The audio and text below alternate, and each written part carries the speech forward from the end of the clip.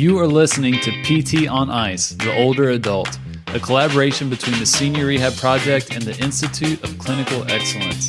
This is a rebroadcast of an original episode that can be found at ptonice.com.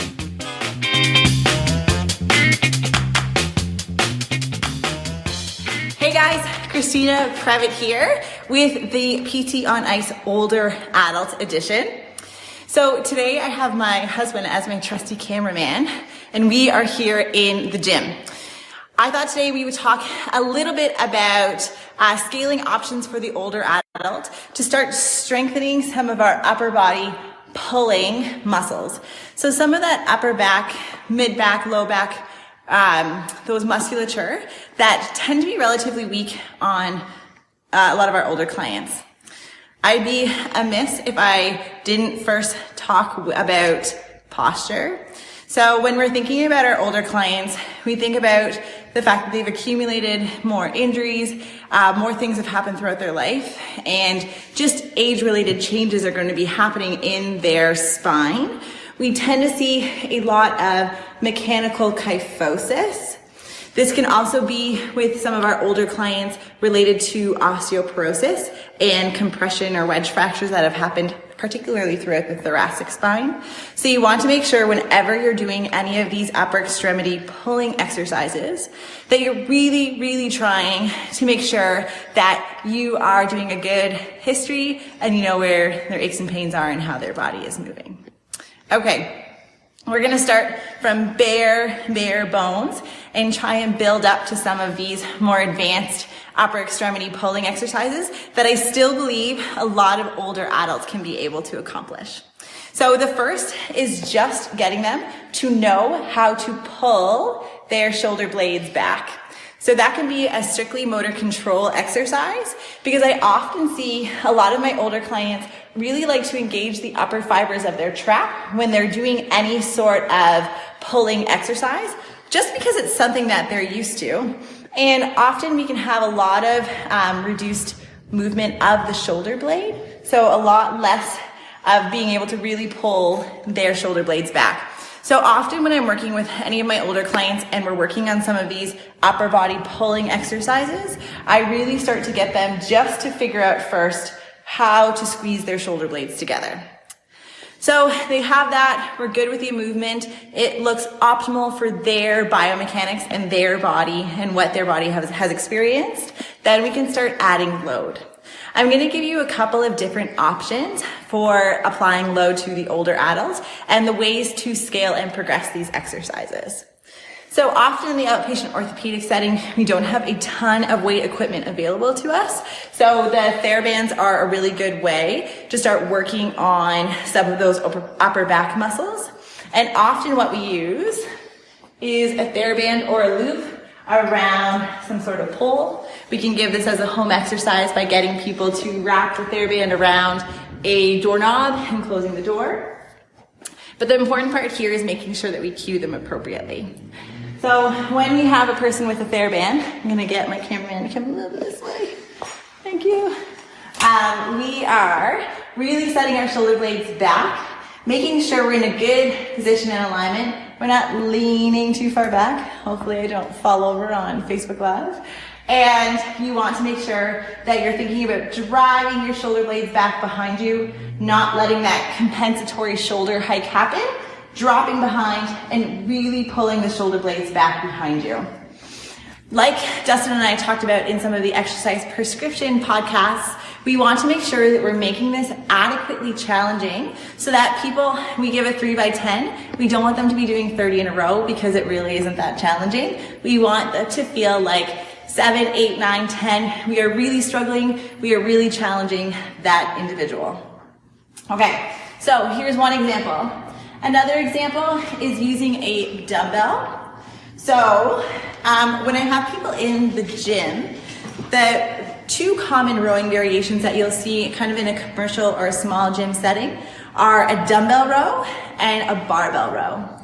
The one thing about the barbell, so the weights can be a restriction. So here at Stave Off, we have 15-pound training bars, but some gym settings only have the 35 and 45 pound bars. So some of your older clients are gonna have to have a certain prerequisite amount of strength. Sorry, our heater is going on.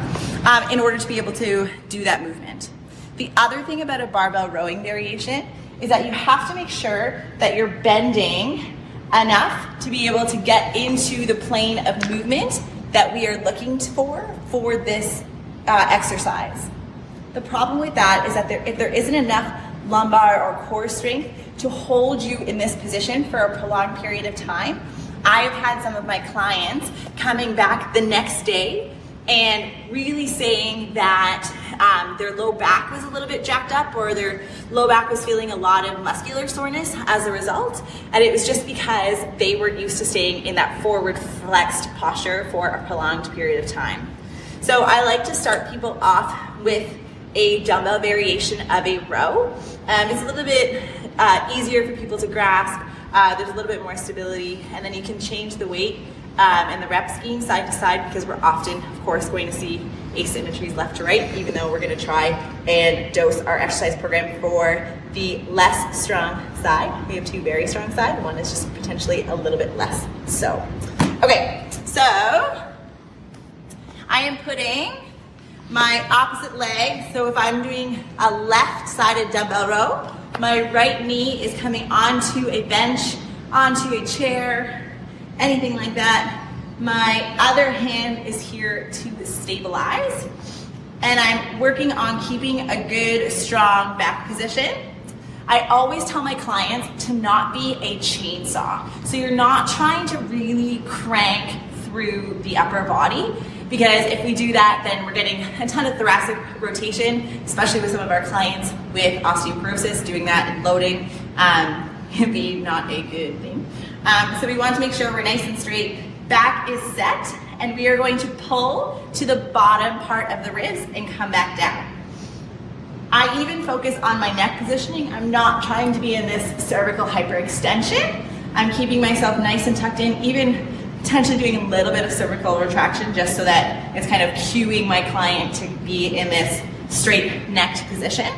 And you're gonna come in until you kind of feel the muscles in between the shoulder blades engaging and working.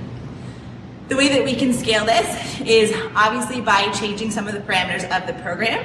So increasing the amount of reps that we're doing at a given weight, increasing the weight that we're doing for a given set, or adding increased sets to change the amount of volume or change the level of intensity. The one additional thing that I'm going to say is some of my clients, I'm gonna have to go grab something off camera very quickly, I forgot it. Some of my clients actually come in and they say the hardest part is that their hands are hurting. For example, if they have moderate to severe rheumatoid arthritis, which is affecting some of the small muscles or the small joints, in their hands, they're saying, well, I can do this, Christina, but it's hurting my hands, and that's the limiter. And so what we'll use, this is where my bro meathead self is kind of a benefit to me. I'm gonna run right off camera, 2 seconds. I thought I had prepped everything that I needed around me, but I did not. Is I'm gonna use a strap. And so this is commonly used by powerlifters and weightlifters just because they do a ton of pulling. You can grab these at local supplement shop, and they're only about, I think, $15. They're not a lot. And so I like having these around. And what you do is you loop the strap in and around the wrist, and then loop it around the dumbbell.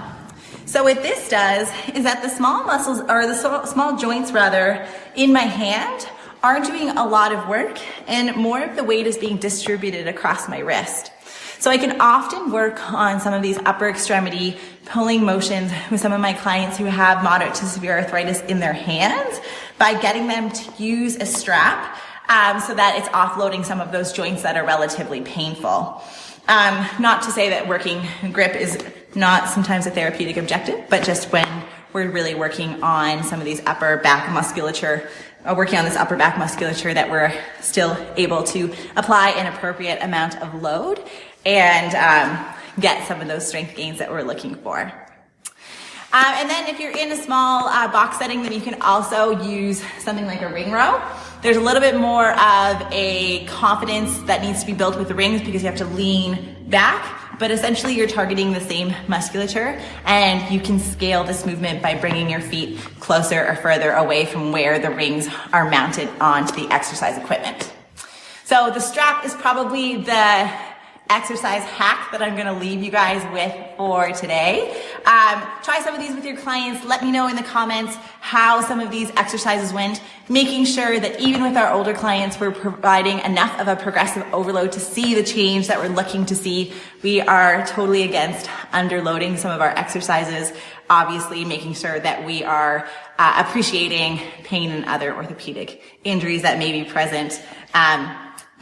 So for today, leave it in the comments. We are super excited. The APHPT and the Modern Management of the Older Adult course has started this week. The fitness course is starting in a couple of weeks. So if you guys haven't got your spots, their signups are there for the next cohort starting in the spring. Otherwise, have a wonderful, wonderful Wednesday. Christina Previtt here, and make sure you tag me in those comments. Bye guys. Hit me! Thank you for listening, and if you enjoyed this episode, go to ptonice.com, click on the Courses tab, and check out Modern Management of the Older Adult.